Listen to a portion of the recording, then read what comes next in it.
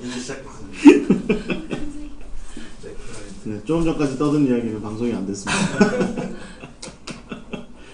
반갑습니다. 오늘 우리 터치바이블 선교회와 샬롬교회가 함께하는 수요 성역 공부 2019년 전반기 5번째 이야기 함께 나누고자 합니다. 우리가 지금 산상수훈 함께 계속 나누고 있고요.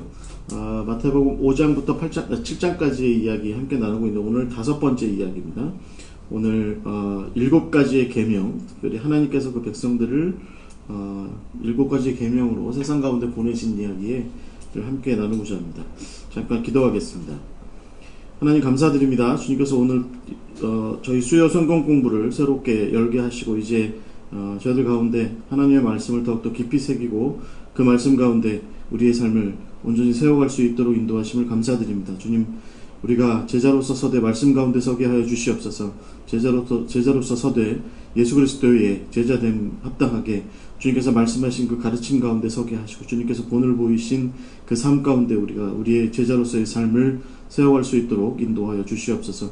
이제 진행되는 여러가지 성경 공부의 시간들 주님께서 기억하여 주시고 이 시간 가운데 성령으로 함께 하시며 우리가 깨달은 바가 있을 때 정말 가슴을 치며 깨닫게 하여 주시고 우리가 변화되어야 할 때 정말 우리가 통곡하는 마음을 가지고 변화하게 하여 주시며 우리가 성장이 필요할 때 기쁜 마음으로 감사함으로 주께서 우리를 자라게 하시는 그 은혜 가운데 잘 자라갈 수 있도록 인도하여 주시옵소서. 오늘 시작하는 시간입니다. 마치는 시간까지 성령께서 동행하여 주시고 귀한 은혜의 시간 될 수 있도록 인도하여 주시옵소서. 살아계시고 역사하시는 예수 그리스도 이름으로 기도하옵나이다. 아멘.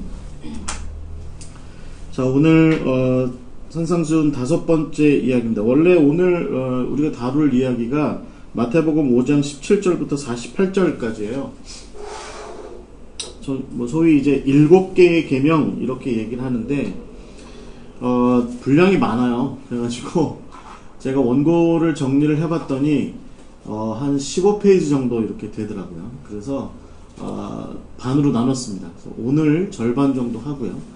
다음 주에 나머지 절반을 그렇게 진행하도록 하겠습니다. 이제 이렇게 되면 우리가 이제 6장의 구제에 대한 이야기가 나오고 그리고 바로 이제 기도와 주기도문에 대한 이야기가 나오게 되면 그렇게 넘어가게 될 것 같습니다. 네, 오늘 하나님께서 당신의 백성들을 이 세상 가운데 보내시는 이야기, 아주 구체적인 사명의 자리로 보내시는 이야기의 첫 번째 함께 이야기를 나눠보도록 하겠습니다. 우리가 이제까지 이제 함께 나눈 이야기가 뭐냐면 팔복의 이야기가 있었고 그 다음에 소금과 빛에 대한 이야기가 있었습니다. 제가 좀 그런 말씀 드렸죠. 어떤 잡지 이름이 모 잡지 이름이 이렇게 바꿔진 빛과 소금 이렇게 돼 있어서 그 다음에 또 제가 이제 그게 무슨 제가 물어보니까 가수 이름이 빛과 소금이 있었죠. 그래가지고 우리 표현이 자꾸 입에 붙기를 빛과 소금 이렇게 자꾸 되는 것 같아요. 그런데 원래의 우리가 성경에 예수님께서 말씀하신 바대로를 잘 살펴서 표현하자면 빛과 소금보다는 소금과 빛 이것이 맞다, 합당하다 이제 이런 얘기를 나눴었고요.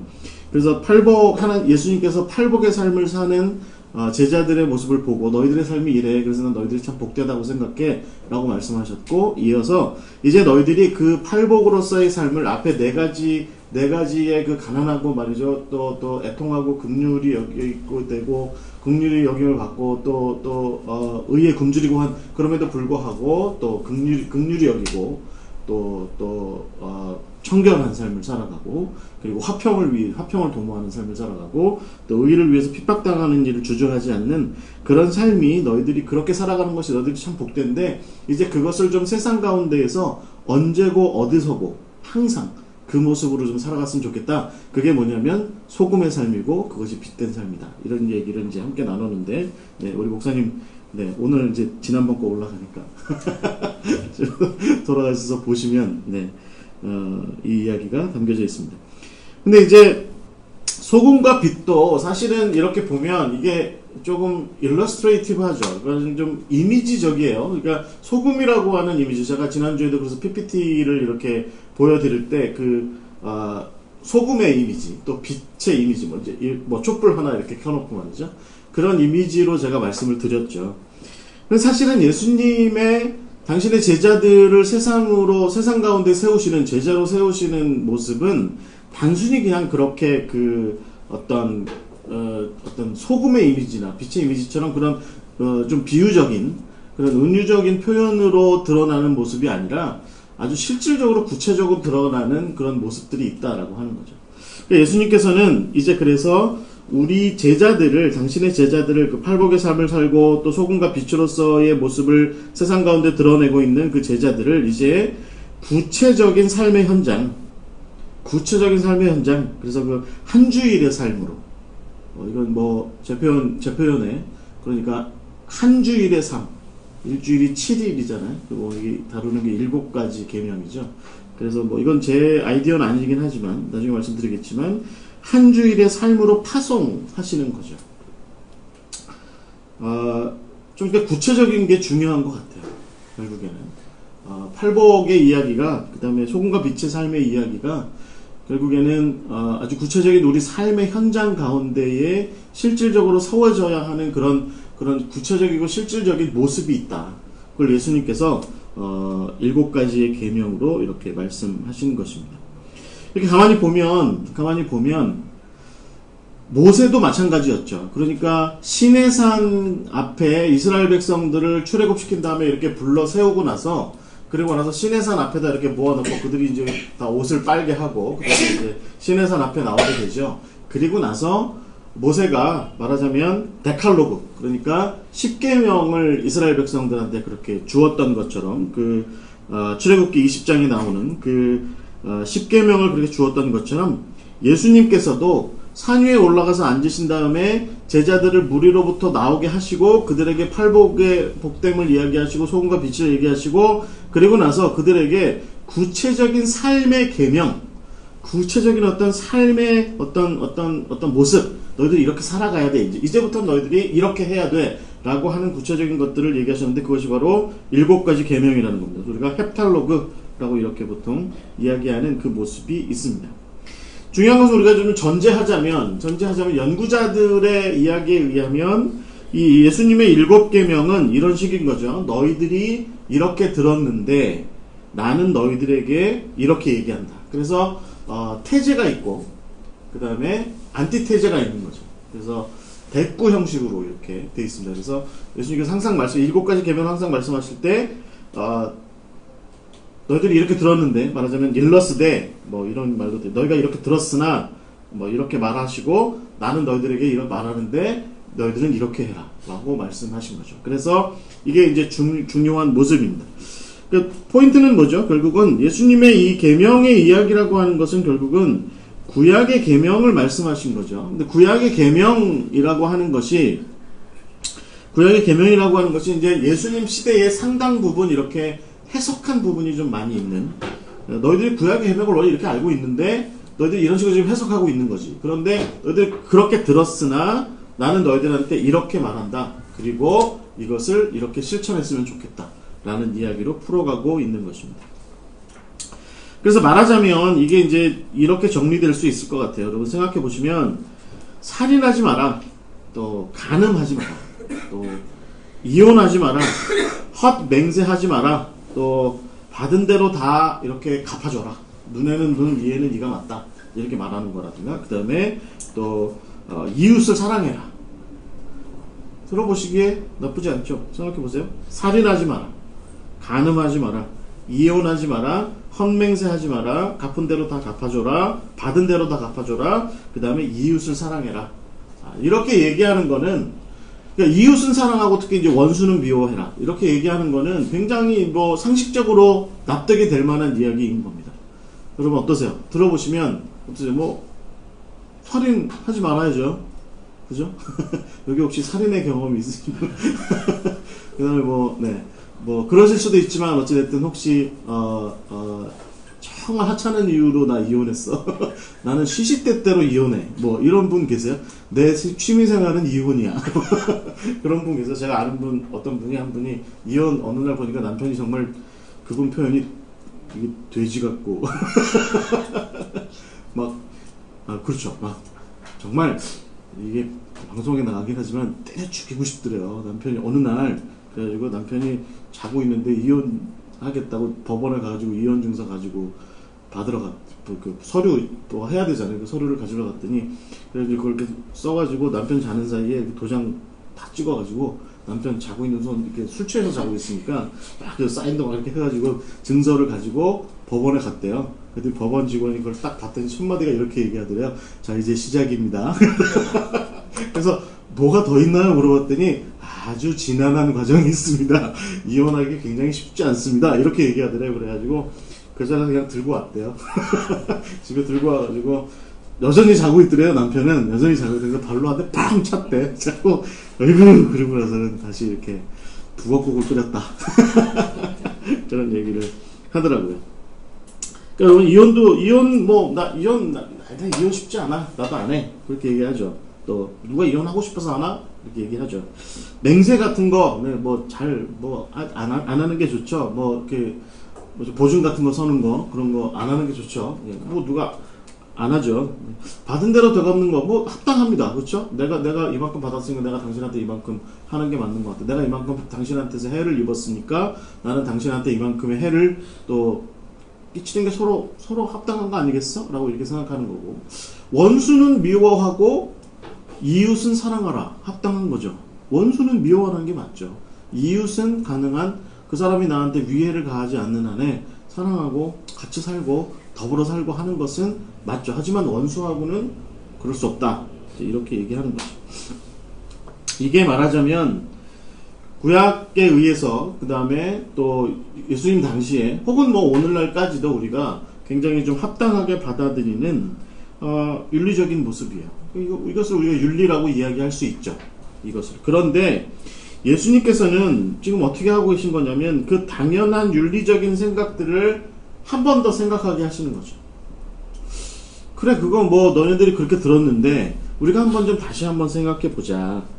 우리가 이 문제에 대해서 우리가 지금 어떻게 다루고, 이 문제를, 이 윤리적인 어떤 조항들을, 이 윤리적인 덕목들을 어떻게 우리가 다루고 있으며 우리가 어떻게 이것에 대해서 이것에 기준화해서 생활하고 있는 것인지에 대해서 한번 좀 살펴보자 라고 하시고, 그것이 갖는 보다 깊은 의미나 원리나 실천 이런 것으로 조금 이제 깊이 있게 나아갈 수 있도록 그런 이야기를 좀 하고 계신 것이 바로 이 윤리 계명의 이야기다라는 것입니다.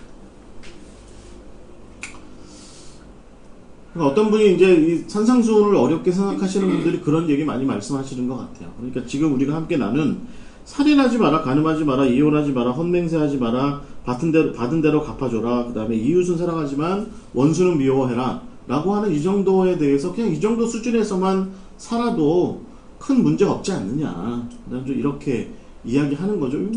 우리가 굳이 이거에 대해서 더 무슨 이야기나 생각을 더 품어야 될 필요가 있냐. 그냥 이 정도만 살아도 우리 사회는 아름다워질 거다. 누군가가 해를 당했으면 해를 끼친 사람에게 그만큼의 어떤 벌을 주고 하는 그런 정의가 살아있는 곳. 그 다음에 원수는 미워해도 이웃 정도만 사랑해도 사실은 우리 사회는 아름답고 행복해지지 않겠냐, 이런 생각을 할 수 있는 거죠. 그런데 예수님께서 지금 왜 이런 이야기를 하고 계실까요? 그러니까 그 7가지 계명이 이미 구약에도 다 나와 있고 한 그런 이야기들을 예수님께서 이렇게 보실 때 그냥 그것을 그 정도만 알고 그냥 그 정도만 실천하고 그 정도만 맞추어서 살아가는데 뭐가 도대체 문제냐 라는 생각들을 한번 좀 예수님께서 던지시고, 그리고 나서 우리가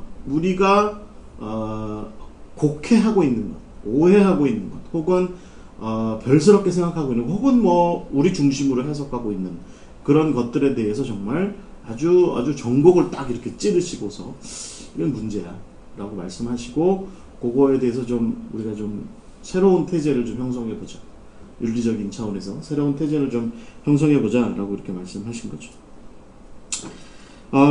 이게 7개 계명이라고 제가 말씀드렸습니다. 그런데 17절부터 20절까지는요, 그 예수님께서 율법에 대해서 말씀하세요. 그래서 이것이 이제 영적 계명, 그래서 포괄합니다. 다 뒤에 것들을 다 포괄하는 이야기죠. 사실은 보면 앞에 이제 예수님 이전에 구약의 율법 정신마저도, 율법에 대한 것마저도 다 포괄하시는 이야기가 지금 17절부터 20절까지의 말씀이고요.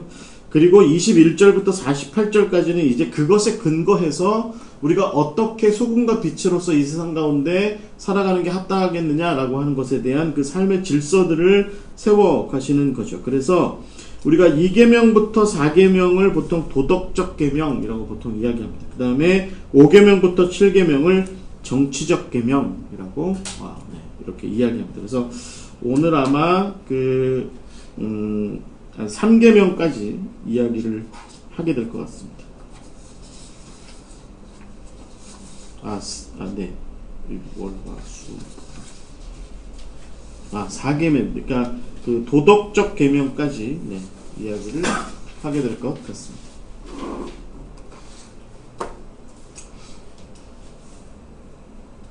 이 도덕적 계명이라고 하는 것이 결국은 우리들 안에 제가 좀 첨부해서 말씀드리자면 이 도덕적 계명 같은 경우는 우리 안에 동물적 본성, 이렇게 얘기하죠. 아까 우리 김일광 목사님이 어제 밤새셨거든요.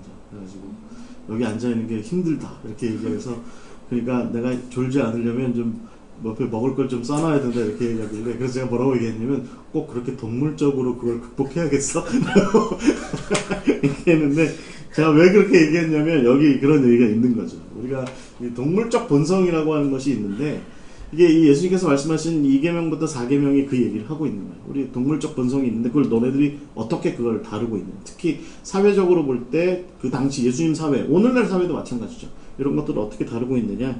그 다음에 이제 그 정치적 계명 범주는 권력과의 관계에서 우리는 도대체 어떤 태도를 취하고 있느냐. 이런 얘기를 하고 있습니다. 이야기를 좀 시작해 보도록 하겠습니다. 혹시 어렵지 않으시죠? 이렇게 구조적으로 좀 보시면 괜찮다 하는 생각을 가지실 겁니다.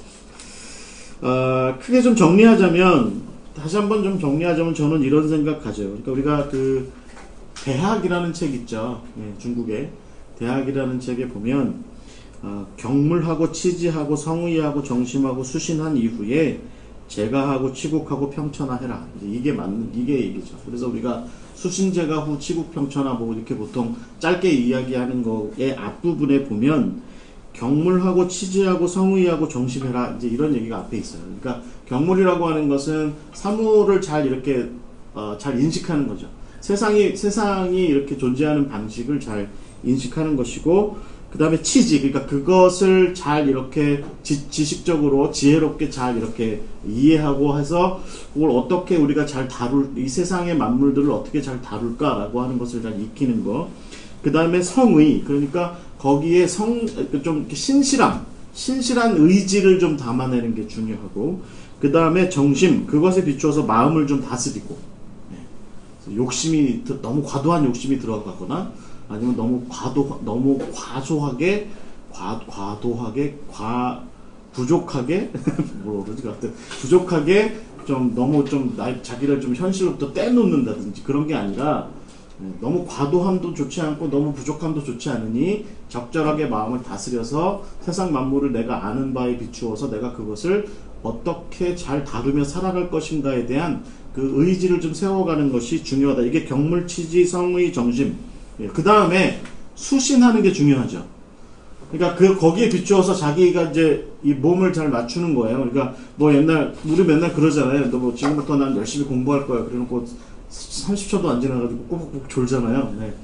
저만 그런 것처럼 여러분. 다 그렇죠. 이제부터 3시간 동안 열심히 공부할 거야. 그리고 앉아가지고 30초도 안 돼서 졸잖아요.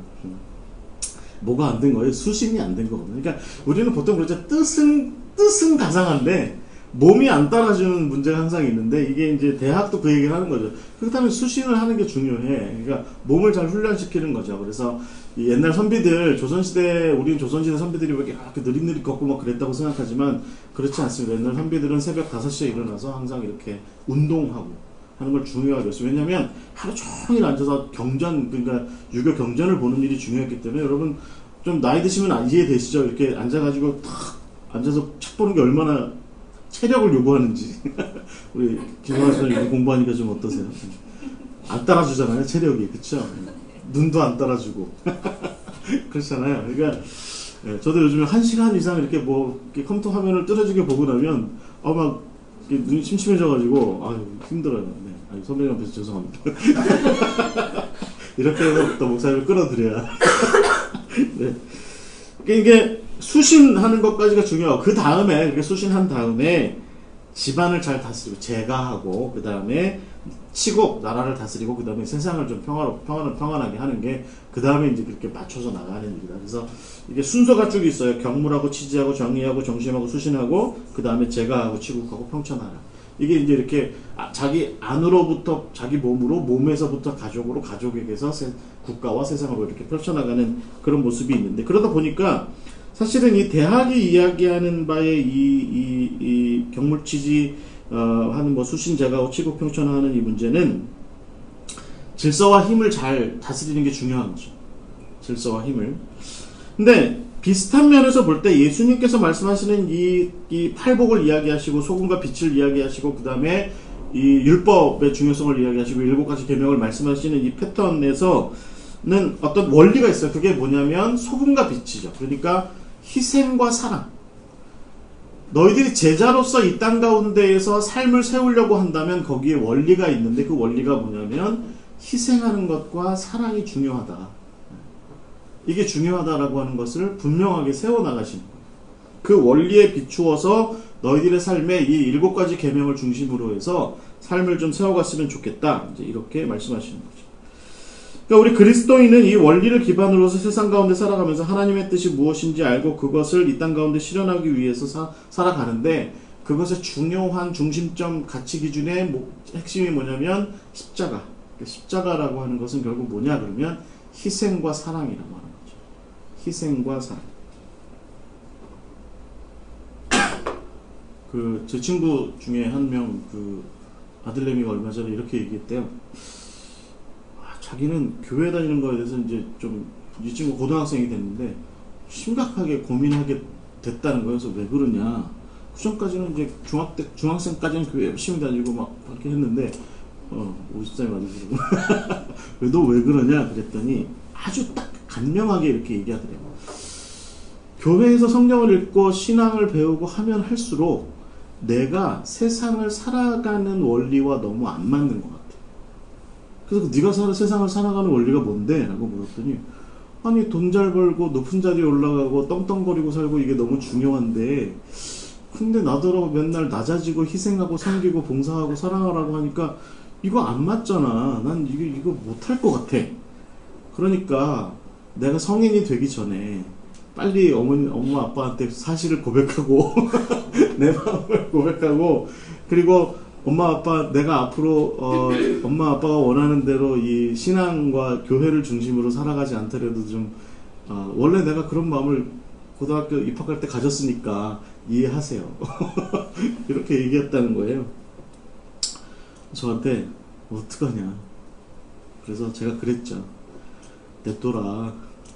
그냥 네가 기도할 것은 네 아들내미가 정신 차리기 전에 주님 오시지 않기만 그렇게 바라고 가만히 이게 기다리다 보면 그 녀석이 이제 사랑하는 여자가 생기고 그 여자와 사이에서 그 여인과 사이에서 아이가 생기고 그 아이를 키우다 보면 이게 돈과 명예와 권력과 힘과 이것만으로 다 풀리지 않는 문제구나. 내가 돈을 아무리 많이 갖는다 한들 내가 아무리 명예를 갖는다 한들 높은 자리에 앉는다 한들 안 되는 게 하나 있구나. 그것은 결국은 그 친구를 위해서 끊임없이 나를 희생하고 헌신하고 나를 내어주고 사랑을 계속 강조하고 해야 그 친구가 설득이 되는 거구나. 그 친구가 이해가 되는 거구나 라고 하는 것을 아마 언젠가 깨닫게 될 거야 라고 이렇게 얘기했거든요. 그게 좀 됐어요. 웬걸요? 얼마 전에 저한테 뭐라 그랬냐면 야 그때 강목사 네가 그렇게 얘기했잖아. 그렇게 얘기했지. 우리 아들 말이야 상당히 일찍 깨달은 것 같아. 그래서 어떻게 깨달아? 그랬더니 요즘 지 여자친구가 생겼는데 어쩔 줄 몰라 해. 그러면서 교회 열심히 다닌대요. 교회 열심히 다닌대요. 사랑하게 되니까 교회를 열심히 다니더래요. 그러니까 내막은 잘 모르겠어요. 제가 거기까지만 얘기를 들었는데 사랑하게 되자 교회를 열심히 다니게 된다. 그런 얘기를 하더라고요. 여러분 결국 우리가 어렵죠. 사실은 우리가 팔복이 어려운 문제가 뭐겠어요? 우리가 또 산상수훈이 어려운 문제가 뭐겠어요? 결국은 우리더러 결국은 십자가의 도리를 이루라. 소금이 되라. 네가 온전한 제자이고자 한다면 너의 형체를 잃어라. 너의 형태를 잃어버리고 그러나 맛은 보존하고 그렇게 되어야 그게 제자의 삶이다 라고 예수님께서 우리한테 말씀하시고, 그리고 그 삶을 지금 우리한테 지금 이제 구체적으로 7개 계명을 통해서 보여주고 계시는 거죠. 그러니 들으면 들을수록 힘들어진다는 것은 뭘 얘기할까요? 여전히 내 안에 내가 더 강한 거예요. 제가 이렇게 얘기한다고 해서 제가 여러분 앞에서 제가 지금 여러분 앞에서 산상수훈을 가르친다고 해서 목사니까, 당신덕은 목사니까 충분히 이 해탈의 경지에, 해탈은 불교구나. 뭐라고 해야 되지? 깨달음의 경지에 이르렀을 거야 라고 생각하실지 모르지만 그렇지 않습니다. 저도 끊임없이 불뚝불뚝 솟아오르는 이 동물적 본성과 정치적 본능과 이런 것들 사이에서 갈등하고 고민합니다.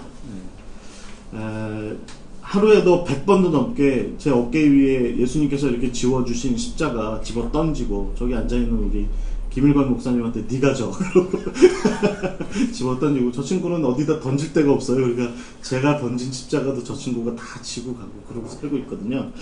저는 속편하게 살고 그럴 때도 많거든요. 그러니까 그럼에도 불구하고 이 산상수훈에 특별히 예수님께서 말씀하신 7가지 계명의 그 십자가의 도리, 그것이 결국은 우리가 이루어 나가야 될 모습이고 소금과 빛의 이야기의 현실판이다 라고 이렇게 이야기할 수 있을 것 같습니다. 자, 지금부터 이제 이렇게 말씀을 드리려고 하는 그 7개의 계명에 대한 이야기는요, 이 구조 자체가 사실은 제가 갖고 온 거 아니에요. 이거는 뭐냐면, 제가 이 부분에 대한 산상수훈에 대한 구엘리히라고 하는 사람의 책이라든가, 아니면 보네퍼 목사님의 책이라든가, 존 스타트 목사님의 책이라든가 이런 걸 봤는데, 그 중에 이 프레데릭 데일 브루너라고 하는 분의 마태복음 주석이 있어요. 아주 두껍게 2권짜리로 된 게 있거든요. 그거를 제가 이제 캐나다에서 공부할 때 데럴 존슨이라고 하는 교수님한테 이 수업을 들을 때 이 주석을 소개받았는데, 그 교수님도 이 브루너의 이 주석이 제일 좋다 라고 이렇게 말씀하셔서 제가 이거 봤는데, 거기에 이 7개의 계명을 어떻게 잡아놨냐면 요일로 잡아놨어요. 그래서 주일, 월, 화, 수, 목, 금, 토 7개를 잡아서, 그럼 다시 어떻게 되겠어요? 자지 주일로 돌아가겠죠. 그래서 주일, 월, 화, 수, 목, 금, 토 이런 식으로 해서 7개의 계명을 각 요일에다가 이렇게 맞춰서 설명을 해놨는데 괜찮더라고요. 그래서 저는 이분의 아이디어를 이 강의에 가져왔습니다. 그래서 제가 분명히 말씀드리는데, 지금부터 말씀드리는 거에 제 강신동 목사가 아주 빼어나게 해석을 잘해서 구조를 갖고 온 게 아니라, 저는 미천하고 저는 그냥 부족하기가 한량없는 사람이고요. 이 프레데릭 데일 브루너라고 하는 분이, 그분의 주석 혹시 필요하시면 이분의 주석을 좀 보세요. 번역되어 있지는 않습니다. 이분의 마태복음 주석을 보시면 여기에 이제 이 7가지 계명을 7일로 구분해놨습니다. 그래서 혹시 우리 목사님들 같은 경우는 이것에 비추어서 만약에 요것만 가지고 성경 공부 교재를 만들어도 괜찮다. 그래서 7개를 공부하는 거죠. 한번 월요일, 그러니까 주일, 월요일, 화요일, 수요일, 목요일, 금요일, 토요일. 그런데 끝으로 갈수록 점점 십자가에 맞춰져 있어요. 흥미롭죠? 예수님께서 언제 돌아가셨어요? 금요일날 돌아가셨잖아요. 그러니까 금요일, 저만 아는 사실인가요? 그렇지 않죠? 다 알겠죠? 금요일날 돌아가시고 토요일날 무덤에 계시고 주일날 부활하셨잖아요. 그러니까 이게 주일에 영적 계명으로서의 율법의 완성에 대해서 말씀하시고, 그 다음에 월요일과 화요일과 수요일과 목요일을 월요일과 화요일과 수요일은 말하자면 제가 앞서 말씀드린 것처럼 일종의 동물적 본성, 인간으로서 누구나 느낄 수 있는 그런 것들을 좀 잘 제어하는 거. 그 다음에 수요일과 목요일과 금요일과 토요일은 정치적인 사안들을 얘기하는데, 권력과의 관계에서 어떻게 살아가야 될 것인가에 대한 문제를 얘기하는데, 거기에 결국은 십자가의 포커스가 뒷부분에 있는 거예요.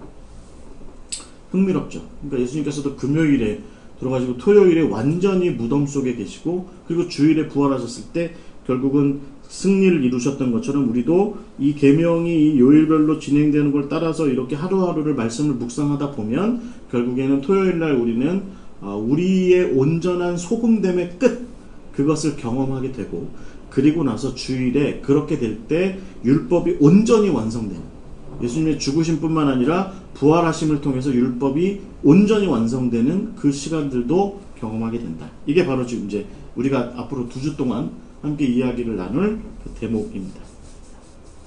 자, 이야기를 시작해 보도록 하겠습니다. 여러분, 마태복음 5장 17절부터 20절까지 말씀이에요. 제가 한번 읽어보겠습니다. 내가 율법이나 선지자를 폐하러 온 줄로 생각하지 말라. 폐하러 온 것이 아니요 완전하게 하려 함이라.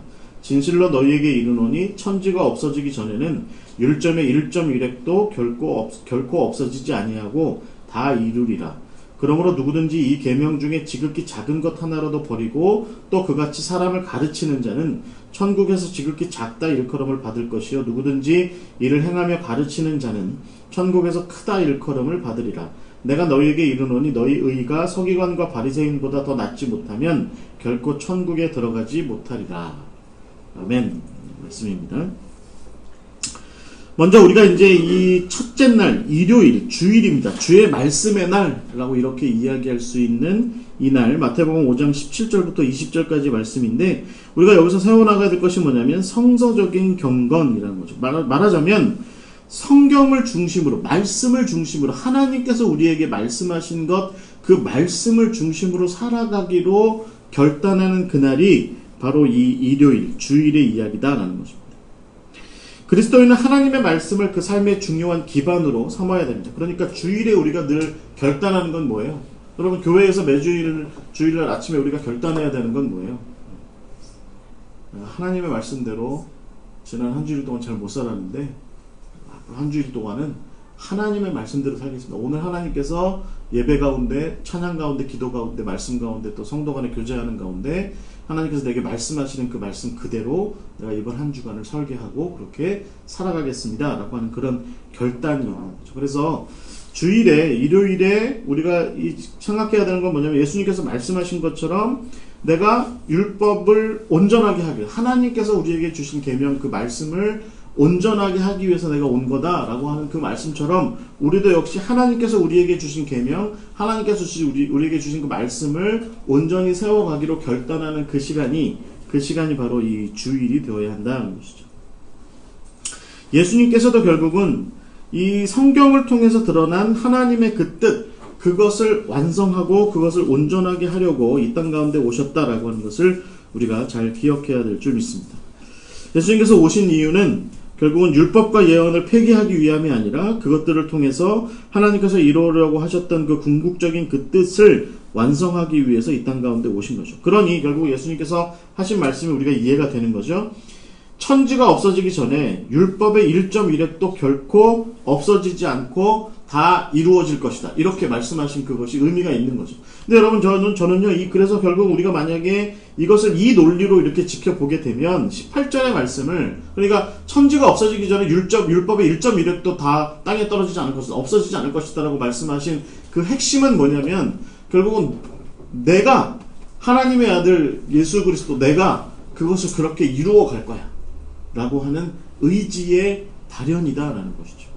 결국 우리가 예수님을 따르는 제자라고 한다면 우리도 역시 마찬가지라는 거예요. 우리도 역시 우리가 매 주일마다 마음 가운데 결단해야 되는 게 뭘까요? 하나님의 말씀이 땅에 떨어지지 않고 하나님의 말씀이 말씀하신 그대로 온전히 다 실현되기를 원합니다. 무엇을 통해서?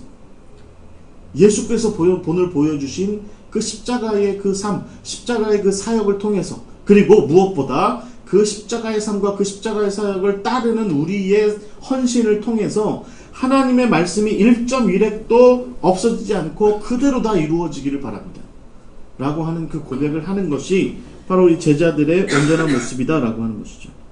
그래서 바울 역시도 이렇게 얘기하죠. 그런즉 우리가 율법을 폐하느뇨? 그럴 수 없다. 도리어 우리가 율법을 굳게 세운다. 로마서 3장 31절의 말씀입니다. 그래서 우리는 율법을 온전하게 하기 위한 것입니다. 우리는 율법을 온전하게 한다는 게 뭐예요? 하나님께서 우리한테 율법을 주신 이유, 우리가 하나님께서 우리에게 계명을 주신 이유를 분명하게 알고 그 뜻이 실현되는 것을 우리가 찾아가야 한다라고 하는 거죠. 이렇게 되면 또 문자적인 율법주의에 빠질 수도 있잖아요. 그런데 이것은 문자적인 율법주의는 지금 이 상황에서 중요하지 않습니다. 왜냐하면 예수님께서 이미 뒤에서 계속 말씀하시잖아요. 뭐라고 말씀하세요? 너희들이 이렇게 들었으나 나는 이렇게 문자적 율법주의 예수님도 빠지지 않습니다. 그러니까 그것은 우리가 이 구절만 딱 떼놓고서 마치 그 구약의 율법의 정신으로 돌아가야 돼. 율법이 말하는 일점 위례도 흩어지지 않는 그 문자주의로 돌아가야 돼. 이것을 얘기하는 건 아니죠. 중요한 건 뭐냐면 예수님께서도 십계명을 한마디로 하나님의 말씀을 한마디로 요약하면 뭐라고 그래요? 하나님을 사랑하고 내 이웃을 사랑하는 것이다 라고 이렇게 말씀하신 것처럼 결국은 우리가 하나님의 그 뜻이 율법을 통해서 완성되기 위해서 율법이 우리에게 특히 하나님의 백성에게 제공된 것이라고 한다면 우리가 그 율법을 하나님께서 우리에게 주신 그 뜻에 맞추어서 그게 뭐예요? 저는 그렇게 봐요. 창세기 1장에 우리가 늘 얘기하는 것처럼 제가 늘 말씀드리는 것처럼 우리가 하나님의 형상대로 지음을 받았고 그 형상을 따라서 이 세상 가운데에서 청지기로서 생육하고 번성하고 땅에 충만하고 땅을 다스리고 땅을 온전하게 하는 이 땅 가운데 모든 생명체가 이 땅 가운데 모든 피조물들이 피조된 세계가 하나님께서 뜻하신 바대로의 원래 창조된 세계의 그 모습을 잘 유지할 수 있도록 그래서 화평 가운데 평화 가운데 있을 수 있도록 하는 그 일이 우리에게 맡겨준 중요한 사명이라고 한다면 그리고 그 사명을 온전히 실현하기 위한 어떤 주체로서 예수께서 우리 이 땅 가운데 오셔서 십자가로 그 일을 이루신 것이라고 한다면 우리도 역시 율법 하나님의 말씀을 온전하게 하는 1.1획도 흐트러짐 없이 온전하게 한다라고 하는 것의 의미는 하나님께서 우리 가운데 품으신 그 뜻을 온전하게 하는 우리의 어떤 실천 그것이 우리에게 중요하게 되는 거죠. 그래서 저는 19절의 말씀에 예수님께서 하신 말씀이 재미있다고 여겨집니다. 그게 뭐냐면 이렇게 말씀하시죠. 누구든지 이 계명 중에 지극히 작은 것 하나라도 버리고 그것도 그같이 사람을 가르치는 자는 천국에서 작다 일컬음을 받을 것이다. 네. 저는 이 표현이 재밌습니다. 왜냐하면 이게 약간 말하자면 중의적인 의미를 갖고 있는 거죠. 하나는 예수님께서 이렇게 말씀하신 거예요. 구약의 율법의 조항들로 제공된 것들 그것에 대해서 하나님께서 말씀하신 그 정신에 근거해서 그것을 잘 하나하나를 잘 실천하는 것이 중요하다라고 이야기했을 수도 있습니다. 너무 제가 조금 전에 말씀드린 문자적인 율법주의에 빠지지 않는 한에 그것을 잘 실천하는 것이 중요하다고 말씀하셨을 수도 있습니다. 그런데 다른 한편으로 보면 이것은 이후에 예수님께서 21절 이후에 말씀하시는 6개의 계명 그 작은 계명들 하나하나 소계명들 그 대전제가 말하자면 이 17절부터 20절이라고 한다면 주일의 이야기라고 한다면 월요일부터 토요일까지의 그 6개의 계명들을 너희들이 다 버리고 잘 지키지 않는 자는 천국에서 작은 자가 될 것이고 내가 지금부터 말하는 것들을 잘 지키는 자들은 천국에서 큰 자라 이렇게 일컬음을 받을 것이다. 이렇게 말씀하신 거죠. 근데 어찌됐든 중요한 건 뭐냐면 저는 여기서 우리가 잊지 말아야 될 포인트가 있다고 생각합니다. 그러니까 예수님께서 이 지극히 작은 것 하나라도 버리지 않고 이것을 행하는 가운데 또 가르치는 일을 열심히 하면 천국에서 큰 자라는 거예요. 그러니까 중요한 포인트는 뭐죠? 실천하는 겁니다. 실천하는 거예요. 그러니까 우리는 항상 이게 발달되어 있죠. 요즘 저를 포함해서 많은 한국교회가 지극히 쓸데없이 발전시키고 있는 것, 발달시키고 있는 것 중에 하나, 우리의 기능 중에 하나가 뭐냐면 눈이에요, 눈을 발전시켜요. 자꾸 발달시켜서 우리 교회 목사님이 자기가 설교한 대로 그대로 살고 있는지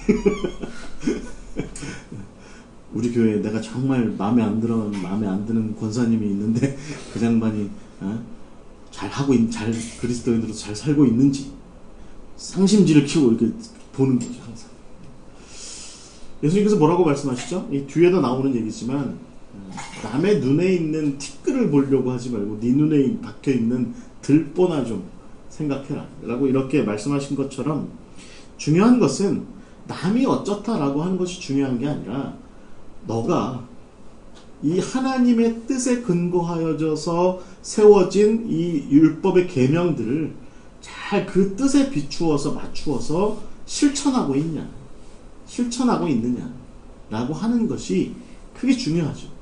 예수님께서 여러분 마태복음 13장에 뭐라고 말씀하세요? 너희들이 그 안식일이라 할지라도 양 한 마리 잃어버리면 그거 찾으러 나가잖아 너네.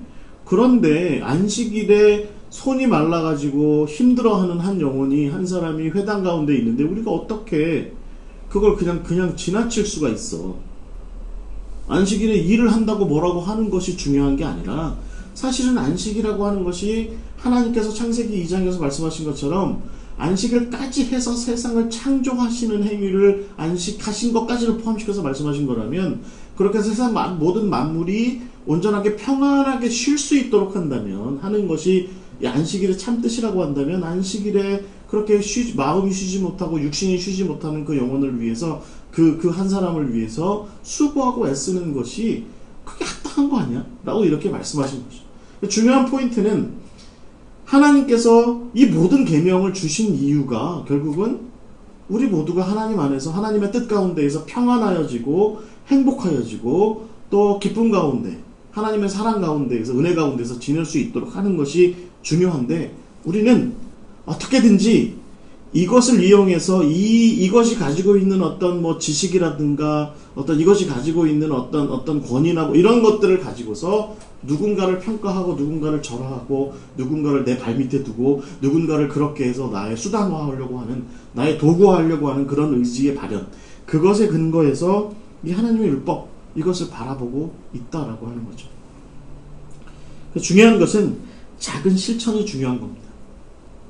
우리가 지금부터 6가지 계명을 다 얘기할 때 그리고 이 일요일에 이 율법 하나님의 말씀의 율법의 완성 이것을 이야기하고 있는 포인트에서 정말 중요한 것은 예수님께서 말씀하신 것 가운데 이 작은 계명 하나라도 버리면 다루지 않으면 실천하지 않으면 그래서 실천하지 않고 그리고 그것을 잘 가르치기 위해서 노력하지 않으면 천국에서 작은 자다 라고 말씀하신 포인트인 것입니다.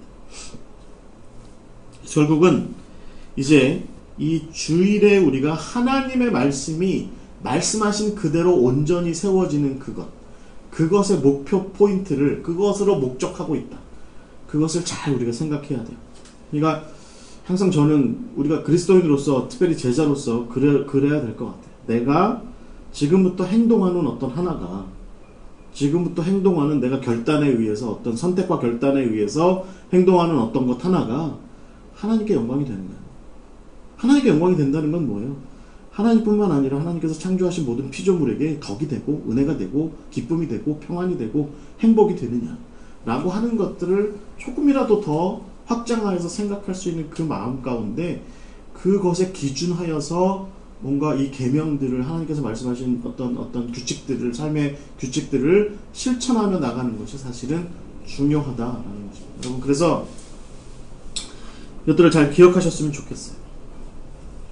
우리가 산상수훈을 공부하는 이유도 결국에는 우리가 한 사람을 온전한 하나님의 사람으로 세우고자 하는 그것에 비춘 우리의 훈련, 우리의 어떤 공부여야지.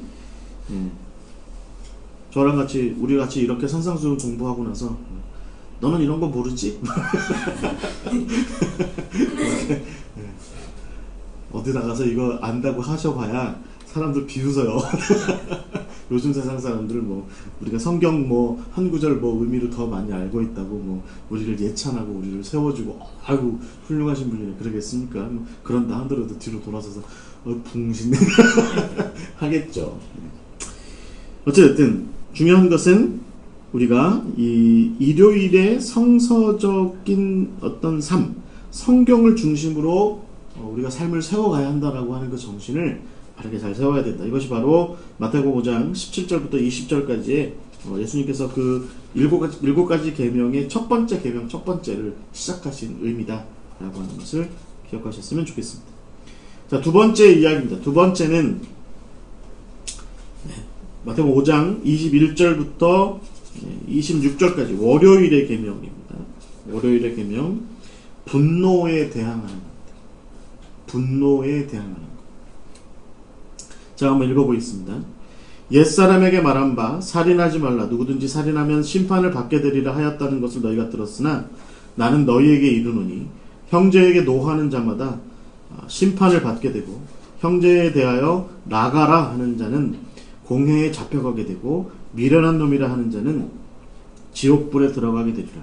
그러므로 예물을 제단에 드리려다가 거기서 내 형제에게 원망 들을 만한 일이 있는 것이 생각나거든 예물을 제단 앞에 두고 먼저 가서 형제와 화목하고 그 후에 와서 예물을 드리라.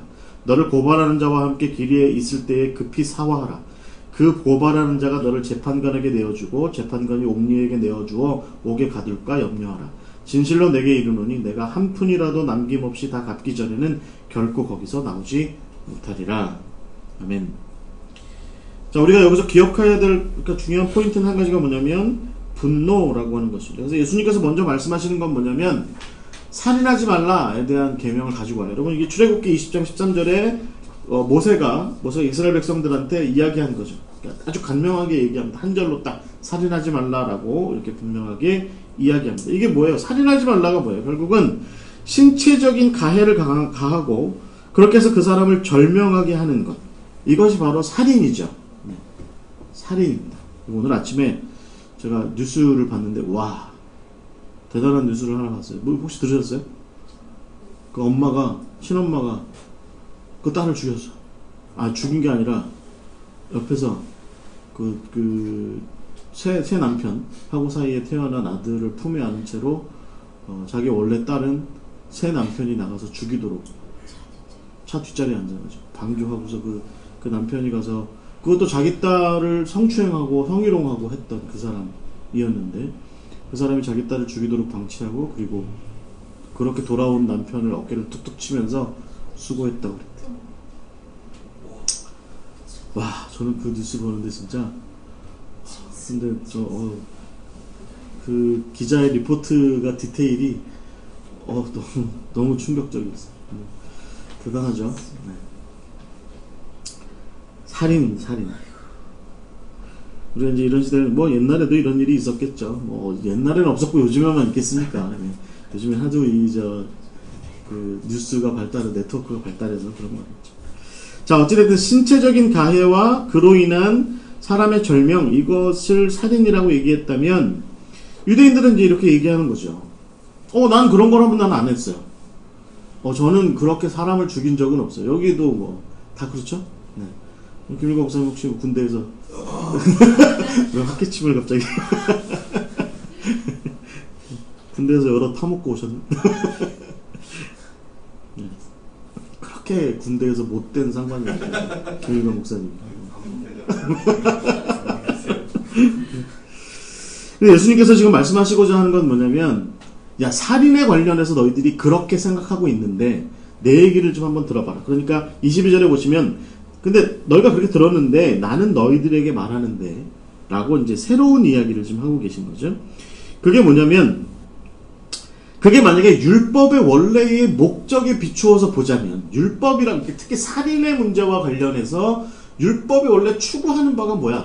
사람을 함부로 그렇게 다루지 마라 라고 하는 것이 율법이 원래 추구하는 목적이고, 그 중에서 특히 살인하지 마라 이렇게 얘기했으면, 이게 외적으로 행하는 살인이 아니고 살인이고 내적으로 행하는 살인은 그럼 뭐냐? 예수님께서 지금 이렇게 질문하고 계신 거예요. 외적으로 내가 둔기를 들고 가서 가인처럼 또 누구처럼 그렇게 살해를 하는, 실질적인 그 사람의 생명을 절명의 상태에 이르게까지 만드는 그 일을 하는 것이 살인이라고, 난 그것은 하지 않았는데, 예수님께서 말씀하신 게 뭐냐면 눈에 보이는 살인만이 아니라 눈에 보이지 않는 마음의 살인, 즉 상대방을 향해서 분노를 품는 행위조차도 사실은 그것도 살인이다 라고 지금 말씀하시는 거죠. 여러분, 이 헬라어 원어 성경에 보면 이 분노를 품는다라고 하는 것이, 이 표현이 뭐라고 되어 있냐면 끊임없이 화를 품는 것 이릅니다. 끊임없이 화를 품는 것, 습관적으로 화를 내는 거예요. 그러니까 이 분노가 저를 보세요. 여러분 이렇게 푸르르 끓어가지고 푸르르 끓어올라서 에이 너 말이야 쪼쪼쪼 그러다가 이렇게 속 없는 사람들 있잖아요. 그런 사람들은 또 5분도 안 지나서 굉장히 화목하죠. 예, 아무 일 없었다는 듯이 막 화냈다가도 저는 솔직히 말씀은 저는 굉장히 속이 있는 사람이거든요. 그래서 그런 사람 상대하기가 너무 어려워. 5분 전에 막 화내놓고 5분 지나고 와가지고서 아무 일 없다는 듯이 뭐 잘 지내냐, 밥 잘 먹고 다니냐, 행복하냐, 안 행복해 너 때문에 라고 말하고 싶은데 저는 뒤끝이 좀 있거든요. 성격상 힘들어. 근데 중요한 건 이거는 이런 종류를 얘기하는 건 아닙니다. 이런 그 푸르르 이렇게 끌어올랐다가 푹 식어버리는 그런 화를 얘기하는 게 아니라 습관적으로 고질적으로 화를 품는 걸 얘기해요. 이게 어떤 경우에 이런 일이 일어날까요?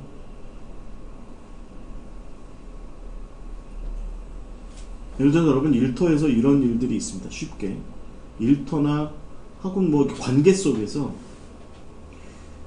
꾸준히 계속해서 실수하는 사람이 있어요. 꾸준히 계속해서 실수하는 사람. 그럼 우리는 처음에는 그래도 교회 다니고 집 사고 권 사고 목 사고 장로니까 용납하죠. 그러다가 이제 한번 어떻게 해요 우리가? 이제 한 번은 이해해. 두 번 그러면 경고하죠. 세 번쯤 되면 화를 좀 내죠. 근데 그 화가 이제 뭐 미워서 화나는 게 아니라 잘하라고 하는 화야. 네 번째 그러면 무시하게 되나? 뭐 그럴 수도 있죠. 이제 뭐 이제 패턴이 좀 다각적으로 나타나기 시작해요. 근데 10번 지나고 20번을 계속 반복하면 어떻게 되죠? 원래 그렇구나. 그렇죠. 저 녀석은 원래 저렇구나. 그러면 이제 마음속에 무슨 생각을 해요? 그 친구가 꼭 그 일이 아니어도 그런 비슷한 종류의 행동 하잖아요? 그러면 쟤는 원래 그래. 라고 하기 시작해요. 이게 습관적으로 화를 품는 겁니다. 이게 뭐 자식들한테는 안 그러나요? 그럴 수 있죠. 이런 화를 품죠, 우리가 쉽게. 예를 들면, 지 엄마 닮아서 그래. 지 아빠 닮아서 그래. 너 그거는 아빠 닮아서 그런 거야. 너 그거는 엄마 닮아서 그런 거야. 그러니까 자기는 상관없다는 거야. 유전 염색체, 너의 유전 염색체의 절반에 대해서 책임이 있긴 하지만, 그러나 나머지 절반도 책임이 너네 아빠한테 있고 너네 엄마한테 있으니까 근데 그 모습은 내가 보기엔 너네 아빠의 모습이야. 너네 엄마의 모습이야. 그 바보 같은 모습. 이렇게 행동하는 거죠. 그러다 보면 어떻게 돼요? 습관적으로 하게 되죠. 그러니까 이게 여러분 습관적이고 고질적으로 화를 품는다는 건 뭐예요? 그러다가 조금 그래서 여러분 이제 이게 만약에 20번쯤 되면 그런데 한 100번쯤 되면 화를 내요. 그리고 이제 화를 내기 시작하는 게 습관적으로 화를 내요. 그래서 심지어는 어떤 경우도 있어요. 그 사람이 그렇게 그런 비슷한 종류의 말만 해도 화를 내요. 여러분 이게요. 저도 가끔 그래요. 저도 그렇습니다. 이게 습관이 될 때쯤 됐을 때 이거 빨리 깨달아야 돼요. 아 이게 내가 지금 이거보다 이제 넘어가기 시작하면 저 친구를 진짜 이제 인간 이하로 취급하기 시작했구나. 정말 저 사람을 하대하거나 무시하거나 없는 존재로 삼겠구나. 그런 마음을 품게 됩니다. 그러니까 만약에 이게 치달아 갈 수 있습니다. 치달아 갈 때 이게 습관화되겠구나. 내가 이제 그러다 보면 어느 순간에 어떻게까지 가요? 쳐다보기만 해도 무슨 파블로프의 개처럼 파블로프의 개는 음식 보면 바로 침 흘리잖아요. 그러니까 똑같은 이치로 우리 뇌가 결국은 이거 여러분 신경신학에서도 얼마든지 신경학에서도 얘기할 수 있는 얘기예요. 그러니까 그냥 그 사람만 나타났다 하면 화나는 거예요. 그 사람만 쳐다만 봐도 화가 나는 거예요. 이런 일들이 발생할 수 있다. 이게 바로 습관적으로 화를 품는 겁니다. 이 정도쯤 되면 결국은 그 사람은요, 그 사람 마음속에서 죽은 거예요. 사람이 아닌 거죠. 그 사람은 그 마음 가운데서 이미 죽은 자가 되어버린 겁니다. 그래서 여러분 에베소서 4장 26절에서 27절 말씀을 가만히 보시면 바울이 뭐라고 얘기하냐면 분을 해가 지도록 품지 마라 라는 거예요. 여러분이 자녀들 때문에 혹은 뭐 직장 동료 뭐 어디가에서 누군가 때문에 화를 품을 수 있습니다. 그런데 소연이 왔네. 그 화를 품 때 해질 때까지 품지 말라는 거죠. 해질 때까지 그거를 품고 그 다음날까지 그거를 존속시키면 그게 바로 습관화로 이어지는 길이다라는 거예요. 근데 더 나아가서 그걸 마음속으로만 그렇게 하면 괜찮은지 예수님께서 말씀하시는 걸 가만히 잘 생각해 보세요. 마음속으로만 그렇게 하면 괜찮은데 그걸 거기서 끝나지 않고 어떻게 해요? 형제에 대해서 뭐라고 그래요? 라가하라. 라가라고 하는 말이 뭐냐면 라카, 바보, 미련한 놈. 그러니까 이게 뭐예요? 결국은 이게 두 가지를 합쳐서 한번 생각해 보세요. 습관적으로 화를 내다가 결국에는 바보 같은 놈 이렇게 해버리는 거예요. 그러면 이게 말로도 나오는 거죠. 이게 말이 그냥 나오기 시작할까요? 마음속에 이미 그 사람이 죽었어요. 그 사람이. 그 사람 쳐다만 봐도 화가 나요. 그리고 나서 볼 때마다 항상 말이 이렇게 나와. 아이 바보 같은 놈. 그럴 수 있죠. 이게 얼마든지 그럴 수 있습니다. 우리가 목회하면서도 교회 안에서 그럴 수 있습니다. 어떤 집사님만 쳐다보면 목사님들 이런 사람 많아요. 뭐 목사님들 안 그럴까? 그런 마음 있어요. 목사님 사람인데. 그러니까 매번 그러면 결국엔 속으로 분을 습관적으로 품죠. 교회 안에서 쳐다만 봐도 화가 나요. 예배 끝날 때 축도할 때도 그냥 반적으로는 손을 안 대. 뭐 이런 행동을 하는 거죠. 그리고 말도 그렇게 하기 시작합니다. 결국엔 습관적으로 말이 튀어나와. 그러니까 이게 그러니까 여러분 화가 이게 마음속에 있더라도 그 화를 말로 표현하기 시작하잖아요.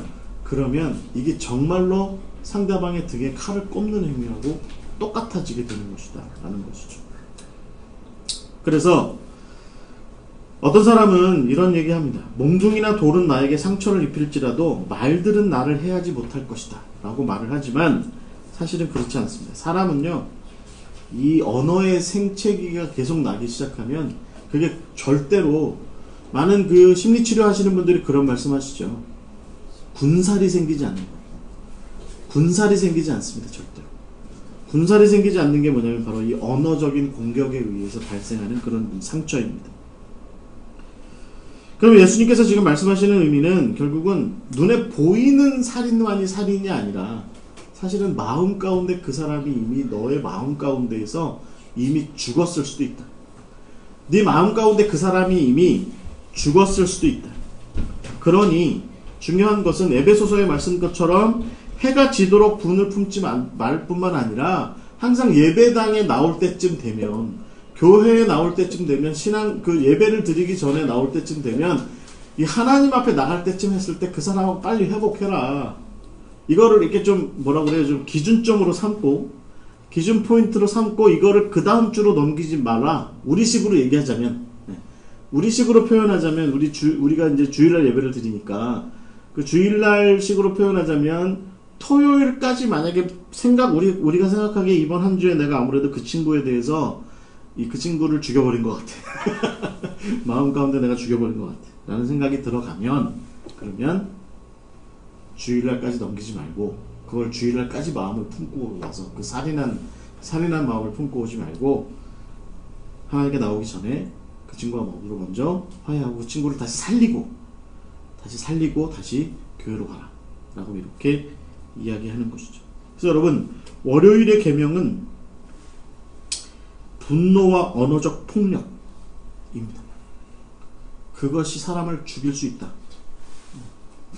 저는요 이 구절을 읽을 때마다 저는 이제 뭐 이 구절에 대해서 이렇게 알고 있잖아요. 여러분도 마찬가지일 것 같아요. 저는 이 구절을 성경에서 가끔 이렇게 보게 될 때마다 제가 이미 마음속에 죽인 사람들 생각합니다. 몇 있어요. 몇 있는데 있죠. 뭐 저는 성자도 아니고요. 저는 그냥 목사예요. 마음 가운데 있어요. 있는데 아직도 솔직히 말하면 여기 말씀대로 사화하라, 화목해라, 라고 말하는데 어떻게 해야 될지 잘 모르겠어요.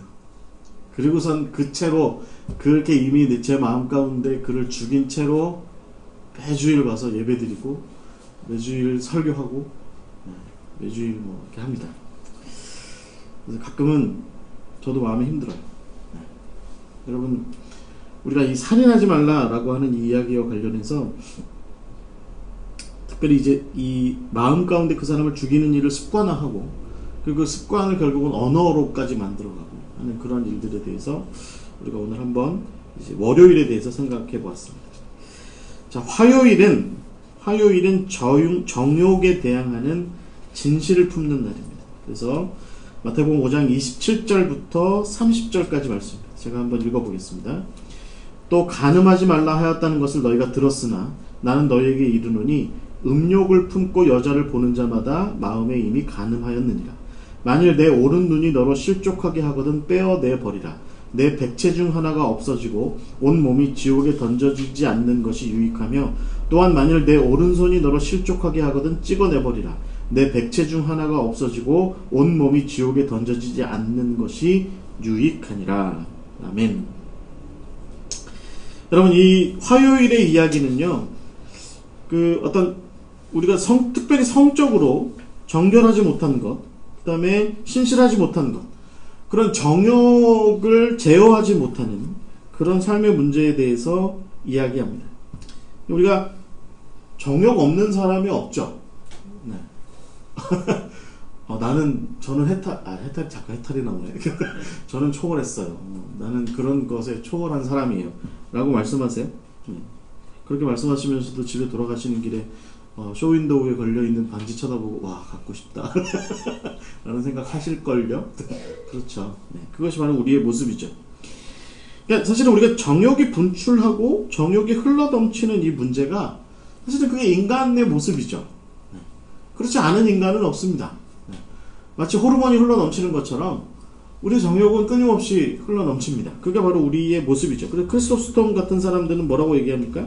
우리의 건전한 결혼 생활을 걸어먹는 것들이 어디에 있는가? 이 극장들이 아닌가? 그러니까 이 시대는 이 로마 시절에 그러니까 이제 로마 후기죠. 로마 후기 시절에 그 콘스탄티노플 같은데 아주 그 연극들이 많이 있었는데 굉장히 아주 정욕적인 그런 요즘으로 얘기하면 굉장히 센슈얼한 그런 연극들이 굉장히 많았던 거죠. 그래서 우리의 침실 안으로 스며들어오는 악한 것들의 출처는 어디 있는가? 그 무대들이 아니던가. 결국 우리의 모든 것을 타락시키는 자는 극장을 출입하는 바로 그 사람이다. 그가 바로 탐욕스러운 군주를 우리에게 가져온다. 이렇게 얘기하면서 그 정욕을 제어할 문제에 대해서 이야기합니다. 그런데 우리가 좀 초점을 맞춰야 될 부분이 있어요. 그러니까 특별히 오늘 예수님의 말씀에 기초하여서 초점을 맞출 부분이 뭐냐면 28절의 말씀이에요. 그러니까 나는 예수님께서 말씀하시기를 너희가 이런 얘기를 들었는데 너희가 간음하지 마라. 그러니까 이제 똑같은 얘기겠죠. 한번 생각해 보세요. 그러니까 살인하지 말라랑 똑같은 방식으로 실질적으로 내가 실질적인 어떤 드러나는 살인을 하지 않은 것처럼 실질적으로 내가 간음하지 않았으니까 나는 부정을 저지르지 않았으니까 나는 건강한 사람이야 라고 그렇게 얘기하는데 예수님께서 그 다음에 뭐라고 말씀하세요? 음욕을 품고 여자를 보는 자마다 마음에 이미 간음한 거다. 음욕을 품고 그 여자를 보는 자마다 이미 마음에 간음한 것이다. 이러지 않은 사람이 있냐? 라고 물으면 이러지 않은 사람은 사실 찾기가 쉽지 않습니다.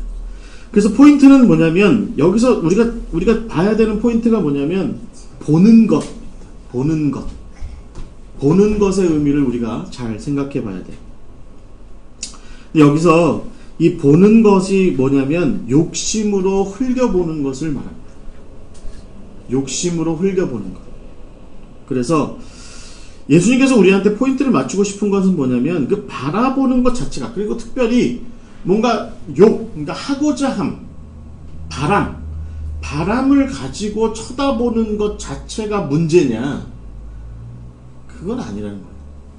여기서 포인트는 뭐냐면 욕심으로 이거예요. 흘겨보는 것이 문제인 거죠. 흘겨본다라고 하는 게 뭐예요?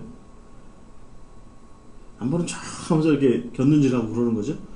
그런 자세의 핵심이 뭐냐면 결국은 욕심으로 바라보는 것이 결국은 우리의 삶 가운데에서도 건강한 사랑으로 발전할 건지, 아니면 어떤 건강한 에너지가 있는 어떤 창조적인 어떤 삶으로 발전할 건지, 아니면 그냥 그저 지금 내가 느끼고 있는 그 정욕을 채우기 위한 그런 것으로 발전할 건지에 대한 차이를 우리가 봐야 한다는 거죠. 그래서 정욕으로 바라본다라고 하는 것은요, 결국 하나님께서 피조물에게 주신 기본적인 욕구에 포함되어 있습니다.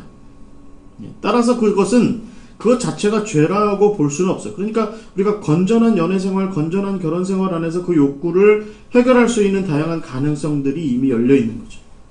그런데 반대로 정욕을 채우기 위해서 바라본다라고 하는 그것은 좀 다른 문제인 거죠.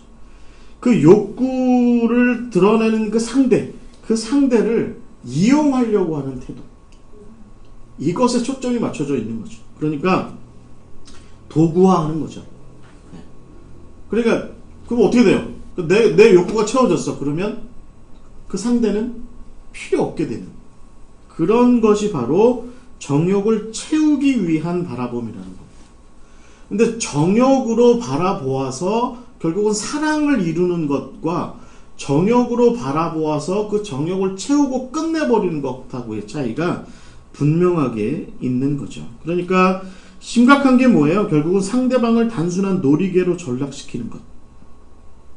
이게 문제인 거죠. 오늘날 우리 사회가 끊임없이 이런 식의 문제가 있죠. 우리가 사람뿐만 아니라 사실은 사물들. 네. 여러분들 저는요, 연예인들이 느끼는 공허함, 무슨 마약 많이 하잖아요. 요즘도 마약 많이 나오는데, 그런 게 왜 그럴까요? 특히 정치인들도 마찬가지죠. 그러니까, 그런 것들, 그들이 결국은 막 국회의원 못 나가면 막 미친대잖아요. 그런 사람들의 모습들이 갖고 있는 특징이 뭘까요?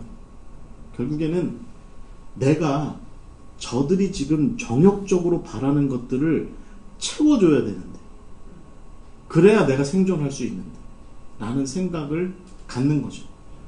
제가 조금 더 이렇게 좀 극단적으로 말씀드리자면 그 창녀의 심리인 거죠. 창부의 심리인 거죠. 그러니까 이런 것들이 사실은 오늘날 우리가 살아가는 세상에서 어떤 욕구 대 욕구를 채워주는 어떤 도구로서 서로 자본의 어떤 결탁구조가 이게 맞아떨어지는 거예요. 이게 맞아떨어지니까 결국 이게 계속 이런 어떤 소비재 형태의 욕구 해결을 대행해주거나 해주는 그런 형태의 산업이 계속해서 발달하는 거죠. 제가 입으로 다 담기 어려운 다양한 종류의 사업들이 발달하는 거죠. 그래서 여러분, 오늘 우리가 살아가는 세상이 결국은 근본적으로 상대방을 욕구를 채우기 위한 도구로 전락시키는 그런 세상을 우리가 지금 살아가고 있다. 예수님 시대에도 그런 모습은 분명하게 있었다. 그래서 예수님께서 제안하시는 것이 딱 이 구절만 딱 보면 잔인하신데 라고 생각할 수 있지만 이 제안은 생각보다 굉장히 합당한 제안이에요. 예수님께서 뭐라고 말씀하세요? 네 눈이 너를 실족하게 하거든 빼어버려라. 그러니까 그 눈이 차라리 없는 것이 네가 구원을 받는 쪽이 더 낫다. 그 눈이 없는 채로 네가 구원받는 게 낫다. 네 손이 너를 실족하게 하거든 그 손을 잘라버려라. 그러니까 그 손이 잘려나간 상태로 네가 나머지 몸뚱아리를 가지고 구원을 얻는 것이 훨씬 더 낫지 않냐? 라고 이렇게 말씀하시는 거죠. 그래서 저는 이 작은 실천이라고 하는 게 여러분 우리가 결국은 정욕을 채운다라고 하는 문제는 굉장히 우리의 어떤 신경계통의 말초적인 어딘가에 이렇게 쏠려 있습니다. 그렇잖아요. 여러분 우리가 정욕을 채운다라고 하는 모습이 어떤 거예요? 결국은 우리의 말초신경을 자극받고 말초신경이 필요로 하는 것을 채우는 거거든요. 그러니까 그런 굉장히 말하자면 화학적인 어떤 인간 내부에서 발생하는 화학적인 어떤 것들을 채워주는 거예요. 말하자면 호르몬이 갑자기 치솟게 된다든지 그로 인해서 하는 그런 것들을 위해서 존재하는 것들이거든요. 그러니까 그런 종류의 우리의 사족이 있습니다. 하나님께서 이렇게 창조해 주신 우리의 이 몸뚱아리 이외에 우리가 별도의 손을 하나 더 가지고 있고 별도의 뇌를 하나 더 갖고 있고 별도의 눈을 하나 더 갖고 있을 수도 있다. 그러니까 그런 것들을 제하여 버리고 그런 것들을 제거하고 그런 것들을 없애버리고 하는 그런 일들이 사실은 우리에게 어떤 우리 제자도의 삶을 살아가는 일에 있어서 중요하다라고 하는 것이죠. 그리고 여러분 그 터툴리안 기독교 초기에 굉장히 유명한 교부 이 터툴리안이 스스로 거세했다는 거 알고 계세요? 거세했거든요. 이런 거세의 이야기들을 보아서도 사실은 이런 생각을 우리가 얼마든지 할 수 있는데 이게 이 29절이나 30절의 말씀이 이게 정말 우리한테 어려운 문제야 라고 이렇게 생각하게 될지 모르지만 그러나 우리한테는 이런 종류의 장치들이 사실은 굉장히 많이 있습니다. 그러니까 지금 제가 앞에 세 가지의 계명 이제 나머지 하나 더 남은 것까지의 이혼에 관련된 결혼생활에 관련된 것까지 포함해서 세 가지의 계명이 인간의 어떤 굉장히 동물적인 어떤 본능에 관련된 삶의 문제라고 말씀드렸잖아요. 근데 이 정욕의 문제도 마찬가지인 거죠. 이게 단순히 여기 예수님께서 말씀하신 어떤 남녀 간의 어떤 성적인 문제뿐만이 아니라 사실은 프로이트가 그렇게 바라보는 것처럼 프로이트가 무의식의 세계에서 대해서 그렇게 얘기하는 것처럼 결국에는 인간의 본능 중에 욕구, 하고자 하는 것, 채우고자 하는 것, 그 욕구의 문제가 있기 마련인데 그런 것들을 우리가 어려서부터 지금까지 어떤 방식으로 채워왔느냐 마시멜로 이야기 같은 책이 말하는 것처럼 좀 지금은 좀 참자 이게 이제 굉장히 중요한 자세인데 우리가 살아가는 세상 제가 아까 말씀드린 것처럼 너 그거 원해? 그럼 너 돈만 있으면 내가 이거 채워줄게 라고 이렇게 아구를 딱 맞춰주는 그런 식의 어떤 문화 어떤 그런 산업 이런 것들이 발달되어 있는 이런 세상 속에서 우리로 하여금 우리의 정욕적인 것들이 분출되도록 만드는 그 사족들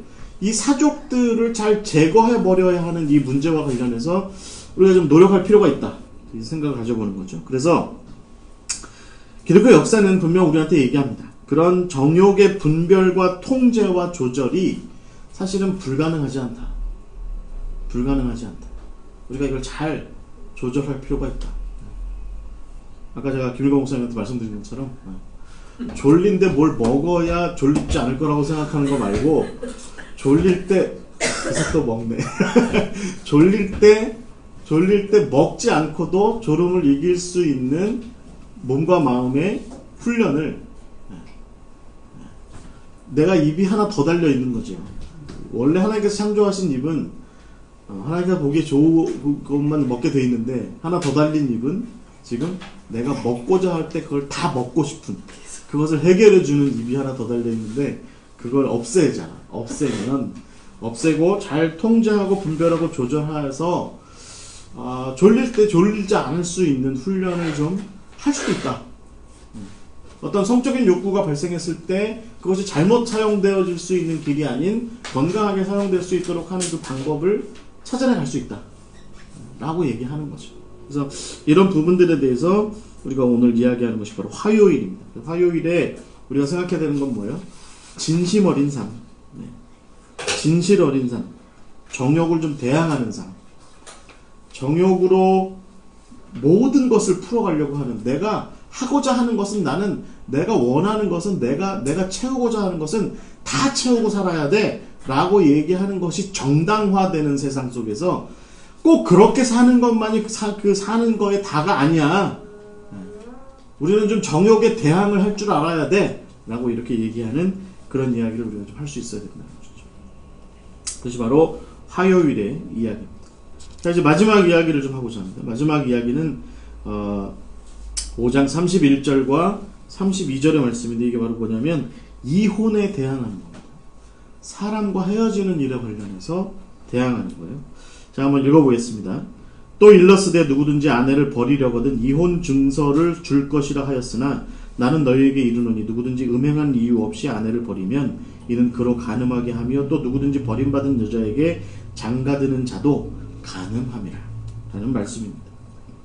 여러분 우리가 한 가지 분명하게 전제해야 되는 것, 이 수요일의 결혼생활에 대한 문제, 이 이혼이라고 하는 문제, 사람과 쉽게 헤어지는 문제와 관련해서 분명히 우리에게 이야기하는 바가 뭐냐면 결혼생활이라고 하는 것이 창세기로부터 부여된 창조 계명이다라는 것이죠.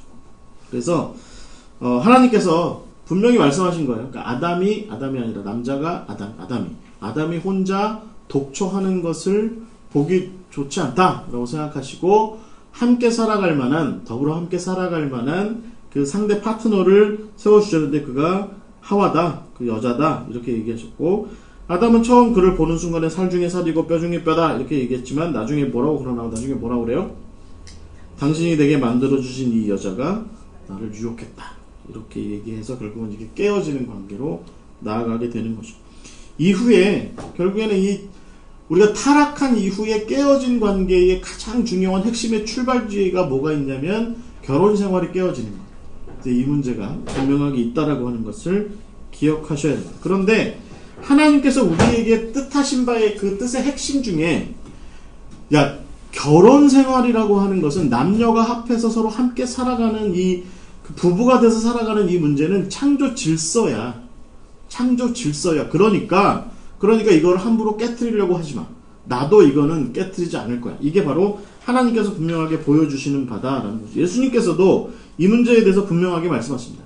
둘이 부모를 떠나서 하나가 되었을 때 그것을 사람이 함부로 그렇게 가를 수 없다. 이제 이렇게 분명하게 말씀하셨다라는 것이죠. 근데 이제 이 문제에 대해서 예수님께서 말씀하실 때 이게 이제 관심 있는 게 문제가 뭐냐면 이게 이 당시에 예수님 당시에 문제가 있었다는 거예요. 유대인들이 어떻게 했냐면 여기 여러분 예수님께서 말씀하신 것처럼 아내를 버리려고 하던 이혼 증서를 줄 것이라 라고 이렇게 돼 있는데 이게 이제 이 당시에 유대인들이 쓰는 방식인데 이렇게 하는 거죠. 난 아무개와 이혼했음 이라고 증서를 하나 써주는 거예요. 그러면 그 증서를 그 여자한테 주면 아무 문제가 없게 되는 거예요. 그러니까 이게 이제 여러분 거기 제가 표현한 게 잘못 써놨는데 신명기 24장 1절에 나오거든요. 그러니까 모세가 얘기하는 거예요. 정말 문제가 있으면 이혼해라. 이혼할 수 있는데 대신에 이게 이때 당시만 해도 요즘이야 뭐 이혼하신 여성분께서 삶에 어려움이 없으실 수도 있죠. 남편보다 더 잘 살 수도 있다고 누가. 어떤 변호사가 그랬대요. 이혼이 인생을 크게 바꿀 수 있는 성장과 발전으로 이어질 수 있는 어떤 디딤돌이 될 수 있어. 이혼을 잘 활용해. 뭐 이렇게도 얘기를 했다고요. 그러니까 요즘은 그렇지 않지만 이 당시만 해도 여자들 입장에서는 이혼한다라고 하는 것은 큰일인 거죠.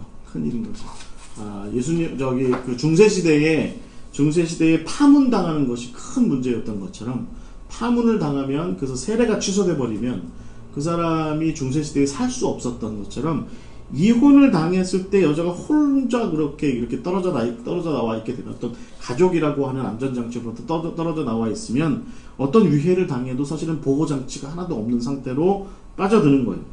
그런데 이제 어떤 이유로든 만약에 뭐 규칙 사유가 여성에게 있어서 남자가 도저히 못 살겠다 했을 때 그때 이혼을 하더라도 그 여자를 함부로 내팽개치지 말고 난 이 여자와 이혼했다라는 증서를 꼭 써줘라. 이제 이렇게 얘기하는 거죠. 그리고 거기에다가 이때 예수님 당시에는 뭐라고 덧붙였냐면 나는 이 여인의 현재의 이혼 상태에 대해서 어떤 원인도 제공하지 않았다. 라고 하는 문구를 꼭 이렇게 넣게 했다는 거예요. 그러니까 당시 유대인들의 입장에서 보면 이게 이런 거죠. 성경이 나와 있는 대로 한 거야. 나는 결혼생활을 잘 지키려고 했는데 나는 결혼생활을 잘 지키려고 했어. 창세기 말씀대로 둘이 가가서면 안 된다고 말씀하신 그것에 따라서 나는 이걸 잘 지켜나가려고 했어. 그런데 이 이혼 상태에 대해서 나는 아무런 문제를 일으키지 않았는데 어쩔 수 없이 이렇게 됐어. 그러니까 나는 헤어지게 된 거야 라고 이렇게 말하면 그게 다 합법적으로 받아들여지게 됐다라고 하는 거예요. 그런데 여러분 저는요 제가 이걸 공부하면서 여기까지 제가 공부했을 때만 해도 제 마음속에 딱 들어간 생각이 뭐였냐면 와 요거 남용할 수 있겠다 라는 생각. 와 이게 저도 남잔가 봐요. 이게 한눈에 보여. 딱 와 이거 남용할 수 있겠는데 라는 생각을 쉽게 하는 거죠. 어떻게 남용하는 걸까요? 이게 마음에 들지 않는 부인과 그것을 정리하는데 아주 교묘한 수단이 될 수 있게 되는 거죠. 그리고 지금 현재 간통하고 있는 여자와 새로 결혼 생활을 할 수 있게 하는 중요한 어떤 수단이 되는 건데, 말하자면 증서 하나만 써주면, 아니 여러분 생각해보세요. 모든 힘과 권력을 다 내가, 남편이고 가부장인 내가 쥐고 있는데, 그 집에 반노예 상태나 혹은 소유된 물건이나 다름없는, 거의 그런 수준으로 다름없는 여자 하나, 여인 하나 내보내는데 뭐 명분이 뭐 갖다 붙일 게 없겠어요? 갖다 붙이자고 치면 수두룩 뻑적한 거예요. 그렇잖아요. 갖다 붙이자고 치면 뭐 이런 식인 거죠. 뭐 살림을 못해서. 근데 살림을 못한다는 게 도대체 뭔데? 그건 모르겠고 하여튼 살림을 못해서 자기 마음에 안 드는 거죠. 어느 날 예를 들어서 뭐 앉았는데 응접실 테이블 위에 늘 있어야 되는 리모컨이 안 보여. 이혼 사유야. 이혼 사유인 거죠. 내가 정해놓은 대로 수건 거리에 수건이 딱 걸려서 이렇게 딱 있어야 되는데, 수건 접은 그 센치가 딱 이렇게 길이가 딱 있는데 딱 재보니까 0.5mm 모자라. 뭐 이혼이죠. 이혼 사유가 되는 겁니다. 그쵸? 하물며 저희 집사람처럼 제가 싫어하는 콩나물 들어간 김치찌개 끓이면 당장 이혼인 거죠. 그걸 내가 어떻게 콩나물 들어간 김치찌개를 먹고 평생을 살아요? 그럴 수 없죠. 당장 이혼하는 거죠. 저는 김치찌개에는 돼지고기가 들어가야 된다고 생각하는데, 저 집사람은 콩나물이 들어가야 돼. 물론 저 집사람은 그래서 저랑 계속 살고 있는 거죠. 왜냐면 이제껏 콩나물 들어간 김치찌개를 한 번도 끓인 적은 없어요. 결혼 초에 좀 자기가 먹으려고 끓인 적은 있어도 저 먹이겠다고 콩나물 들어간 김치찌개를 끓인 적은 없는데, 어쨌든 저한테 한 번이라도 끓여오면 이혼인 거죠. 이혼. 그건 이혼 사유인 거죠. 이혼 사유. 이게 바로 이때 당시에 예수님 시대에 남자들이 생각할 수 있었던 이혼에 관련된 남용 가능한 방식이었다라고 하는 겁니다. 그래서 여러분, 이런 것들이 실제로 랍비들이 이걸 이렇게 서포트해요. 이런 견해들을 어떻게 하냐면, 샴마이하고 힐렐이라고 하는 유명한 두 랍비가 예수님 시절에 있었어요. 그런데 이 중에 특히 힐렐, 샴마이 것은 제가 얘기하지 않겠습니다. 힐렐은 뭐라고 얘기했냐면, 거기 제가 이렇게 써놨죠. 남편이 생각하기에 자기 부인으로서 부적절하다고 여길 수 있는 모든 문제. 그러면 이혼이에요. 네, 이혼입니다. 거기 아키바라고 하는 랍비는 뭐라고까지 얘기했냐면, 남편이 보기에 더 이상 그 부인이 예뻐 보이지 않으면 그는 이혼할 수 있다. 그렇죠. 네. 그래서 그 부인보다 다른 여자가 더 예뻐 보이는 것은 당연한 이혼 사유다.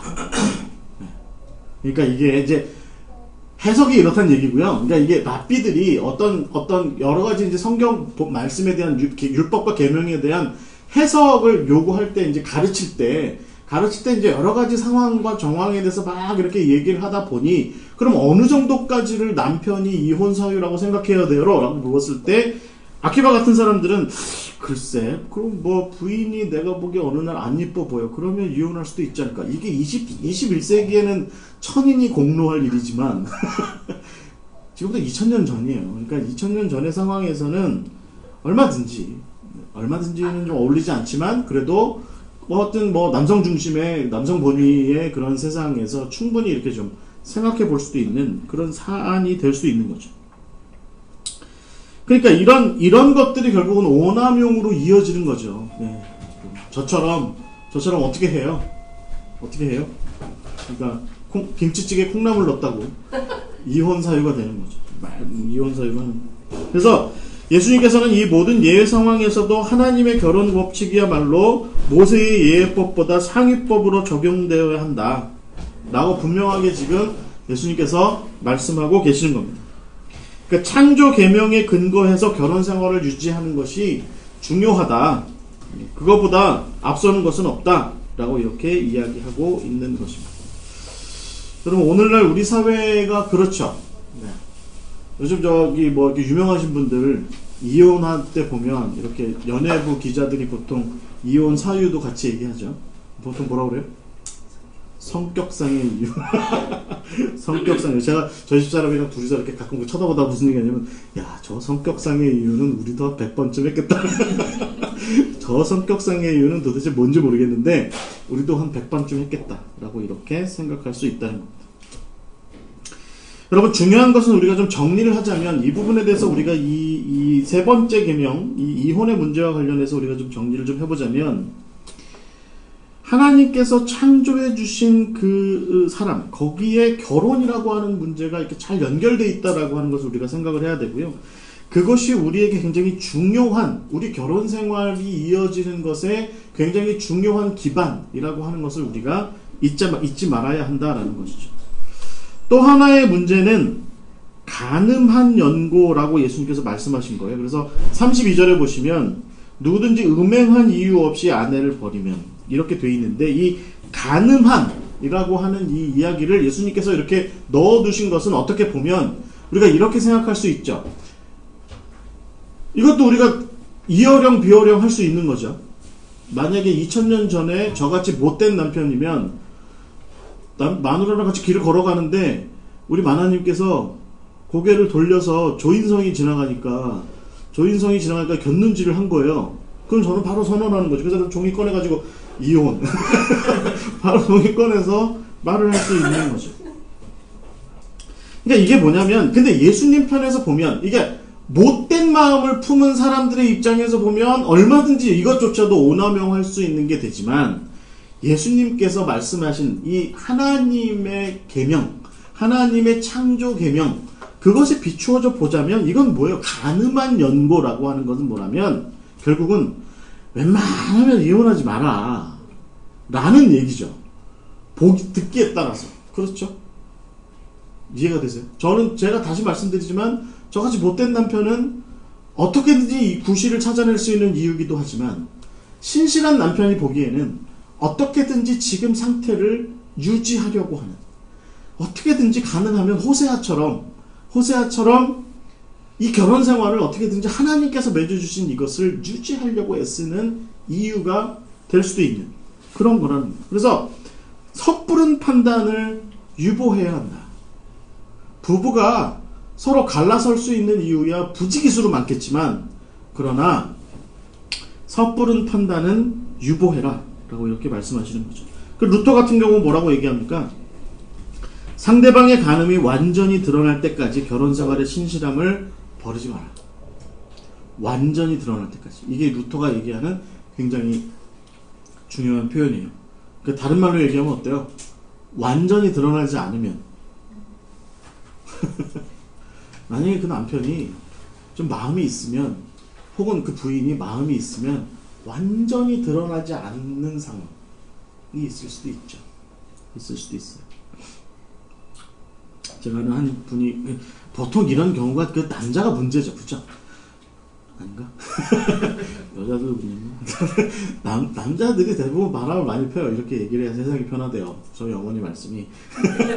모든 문제는 남자라고 얘기를 해야 세상이 편한 거래요, 원래. 그래서, 네, 이혼에 관련된 간음과 이런 간통의 문제도 남자들이 다 문제인 것이다. 사실은. 그런 건데, 어떤 부인이 남편이 이제, 배그라에 드러난 이혼 상황이 된 거예요. 그런데 이제 보통 여자분들 그렇잖아요. 자식이 아직 크지 않았고 뭐 이런 상황이면 가능한 어떻게든지 이걸 유지해봐야겠다라는 생각을 또 갖는 거죠. 뭐 남자들도 그렇게 생각할 수 있지만, 그래서 상담을 나눈 목사님이 그분한테 이렇게 얘기했대요. 집에 있는 모든 칼에 이 앞대가리 있잖아요.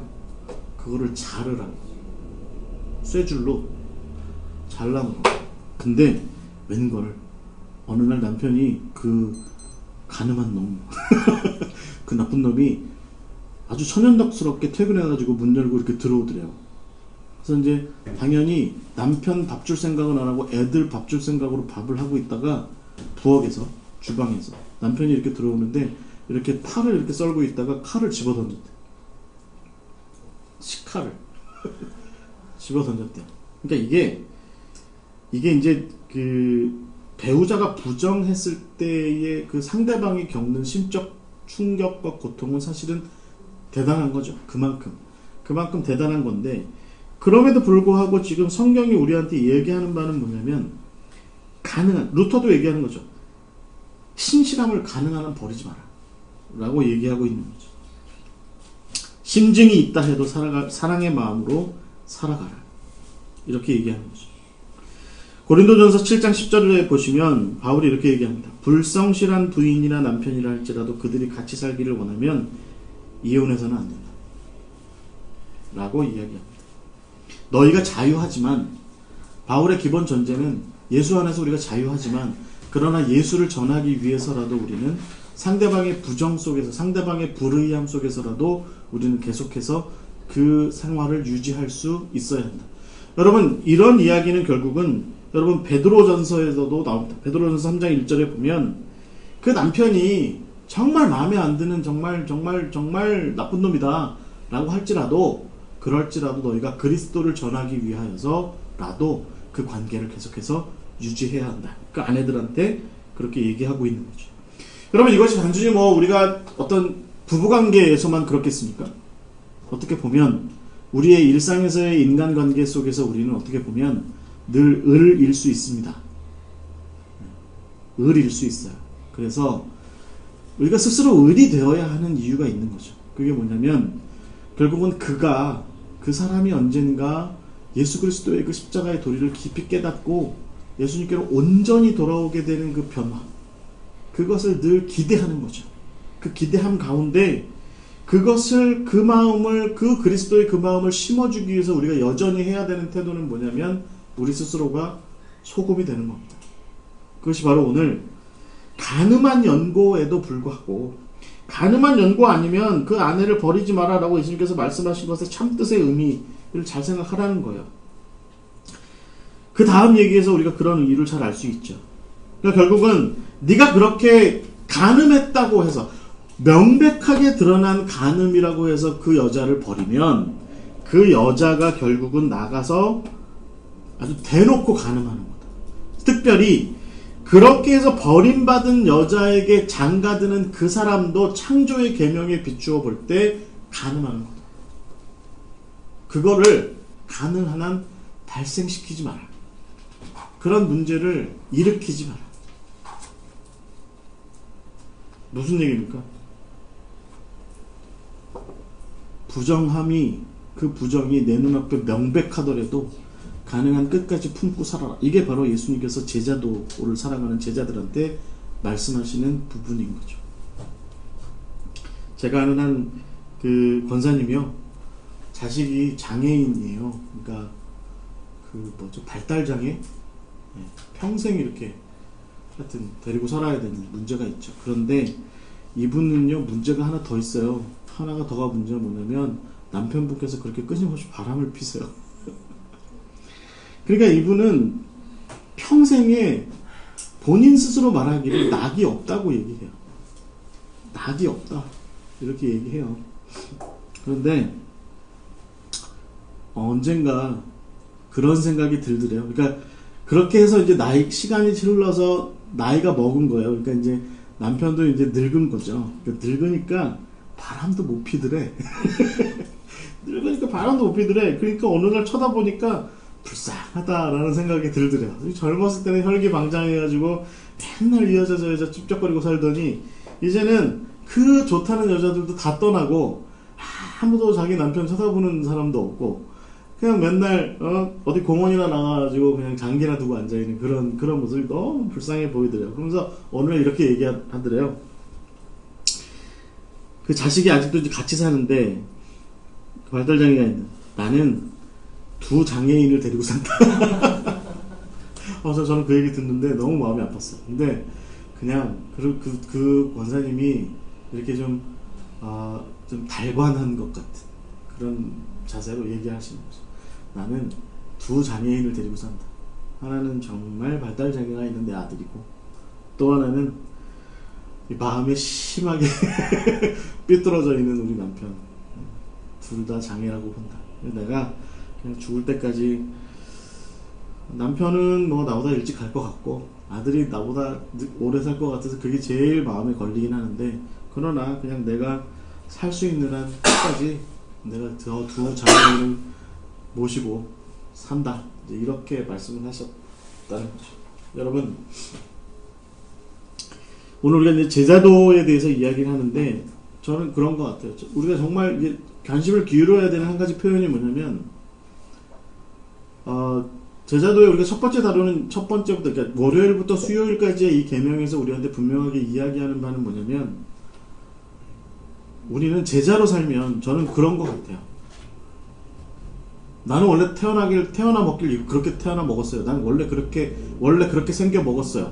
라고 얘기하는 건 예수님 앞에서 합당하지 않다는 거죠.